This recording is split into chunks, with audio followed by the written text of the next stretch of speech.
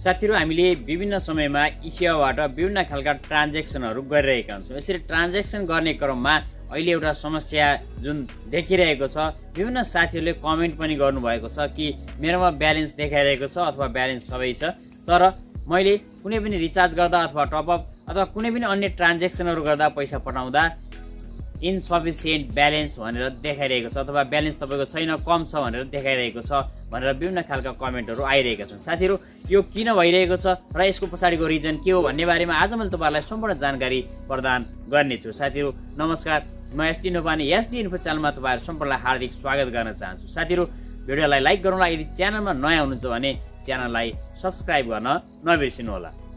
साथीहरु, सबैभन्दा पहिला हामीले के गर्छौं भने हामीले कुनै पनि ट्रान्ज्याक्सन गर्दा हामीले सेन्ड मनीको मार्फतबाट जाने गर्छौं। सेन्ड मनीमा गइसकेपछि हामीले 1000 भन्दा ठूलो एमाउन्ट यदि त्यहाँ राख्यौं भने त्यो अवस्थामा त्यनेर सेक्युर ट्रान्सफरको अप्सन अटोमेटिक त्यहाँनिर अन भएर आउनेछ। साथीहरु, अन भएको देखाउनेछ।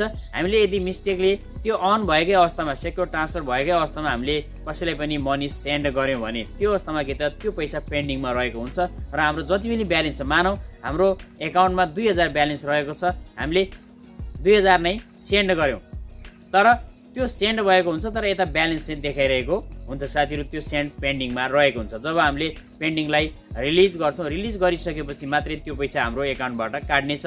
कसरी हामीले सेक्युर ट्रान्सफरको प्रयोग गर्न सक्छौं र कसरी त्यो पैसालाई रिलिज गर्न सक्छौं अथवा पेन्डिङमा रहेको पैसालाई रिलिज गर्न सक्छौं भन्ने बारेमा मैले पहिला नै भिडियो बनाएको छु।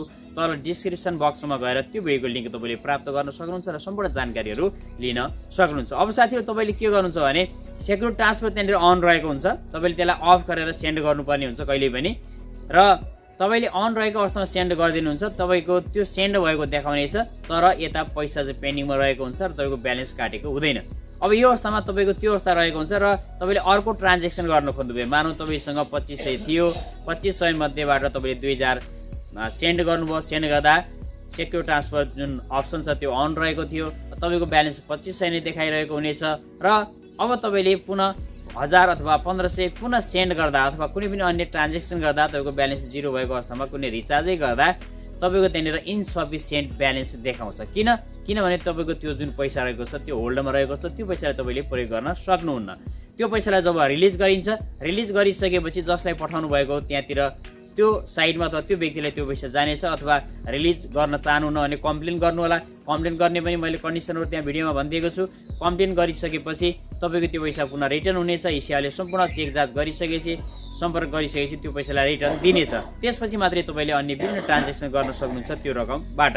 साथीहरु, तपाईले पनि कुरा बुझिसक्नु भयो होला कि हामीले कुनै पनि ट्रान्ज्याक्सन गर्दा जब हाम्रोमा ब्यालेन्स छ देखाइरहेको छ तैपनि हाम्रो इनसफिसिएन्ट ब्यालेन्स किन भनिरहेको हुन्छ त भन्ने बारेमा तपाईले सम्पूर्ण कुरा बुझिसक्नु भयो। त्यसैले गर्दा सेक्युर ट्रान्सफरको अप्सनलाई प्रयोग गर्दा हामीले सकेसम्म नर्मली कुनै पनि चीजहरुलाई बाइ गर्नु छ अथवा किन्नु छ भने त्यो अवस्थामा पछि सामान आउँछ आउँदैन भन्ने किसिमले त्यनेर पेन्डिङमा राख्न सकिन्छ। सेक्युर ट्रान्सफरको प्रयोग गर्न सकिन्छ र पछि सामान आइसकेपछि त्यसलाई रिलिज भन्ने अप्सनबाट त्यसलाई रिलिज गर्न सकिन्छ। उनीहरुले पैसा प्राप्त गर्नेछन्। यदि होइन भने नर्मल रूपमा तपाईले 1000 भन्दा माथिको जुन ट्रान्ज्याक्सन गर्नुहुन्छ त्यो अवस्थामा तपाईले सेक्युर ट्रान्सफर जुन अप्सन हुन्छ अटोमेटिक अन भएर आउने गर्छ कहिलेकाहीँ, त्यसलाई अफ गर्नु होला। साथीहरु, त्यहाँनिर अप्सन दिएको हुनेछ, मैले साइडमा पनि देखाइदिएको छु तपाईलाई कसरी अप्सन देखाउनेछ।